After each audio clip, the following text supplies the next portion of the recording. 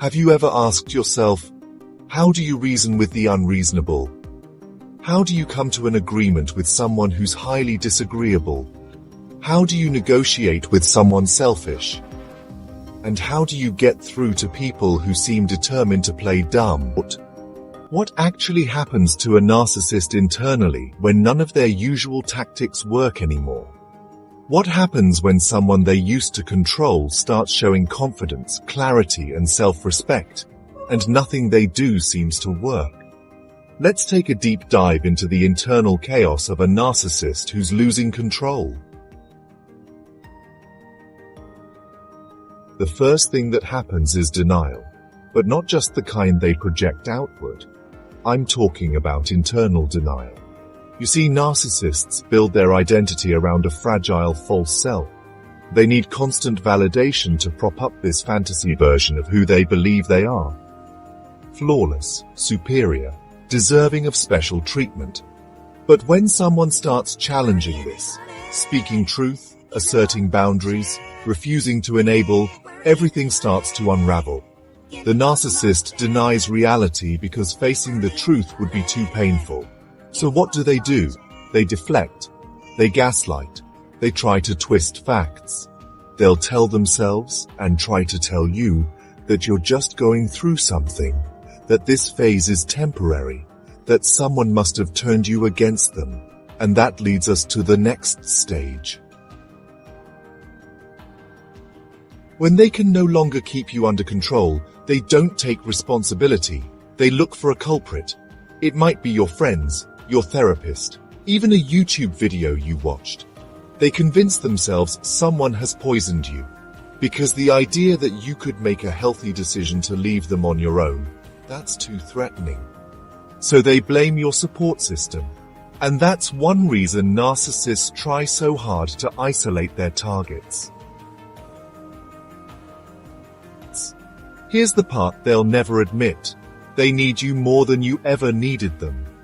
When you stop feeding them attention, when you're no longer the audience for their drama, their fear kicks in.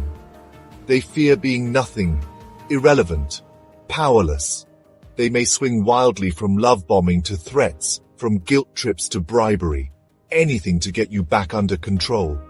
And when none of that works, that fear turns into something else. They'll start making promises. Let's go on a vacation. I'll change. I'll go to therapy. But when you say no, the mask slips.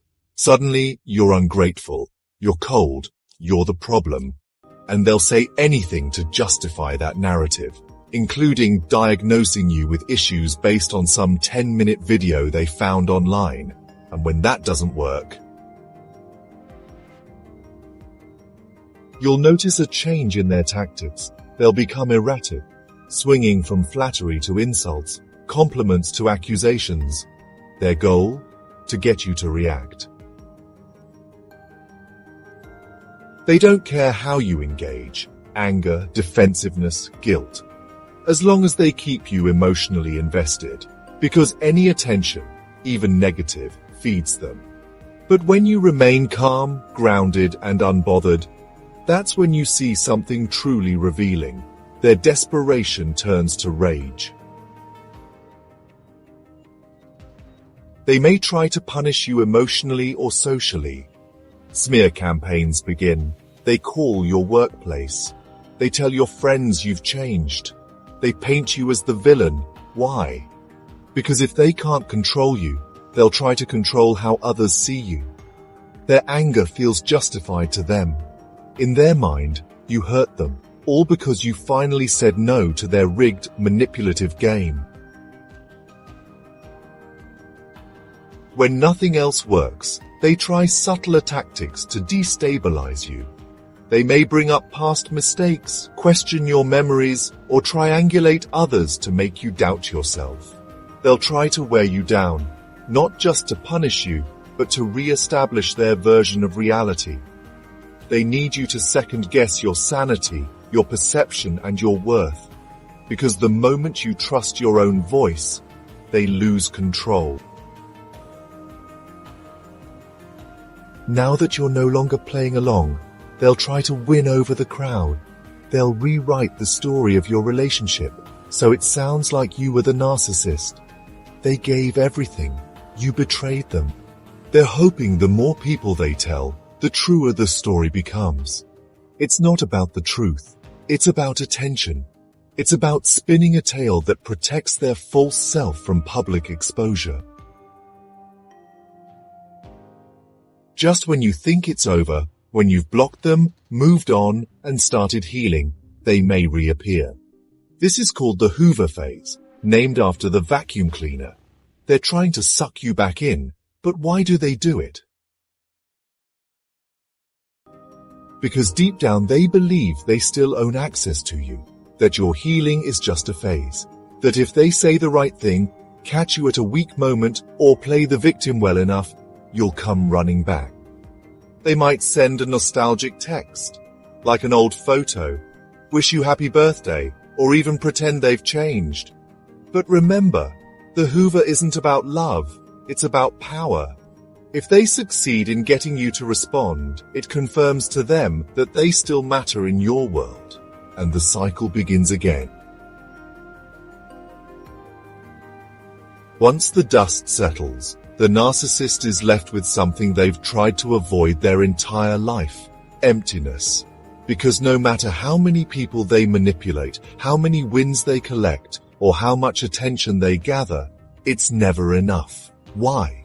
Because their entire self-worth is built on external validation, and without someone constantly feeding their ego, they're left face to face with their own emotional vacuum. And here's the tragic irony. The very thing they fear most, being alone, being unseen, being insignificant, is the future they create for themselves, over and over again. No matter how many people they discard, smear, or try to replace, the emptiness always follows. Because without genuine connection, without empathy, and without accountability, there can be no peace, only noise. When they finally realize they can't reel you back in, they discard you, cold, abrupt, like you never mattered. But here's the truth. Narcissists don't discard you because you're unworthy. They discard you because you're no longer useful. They can't survive without attention, so they go searching for a new supply. And just like that, they move on. But deep down, the loss of control eats away at them. So, how do you win against a narcissist?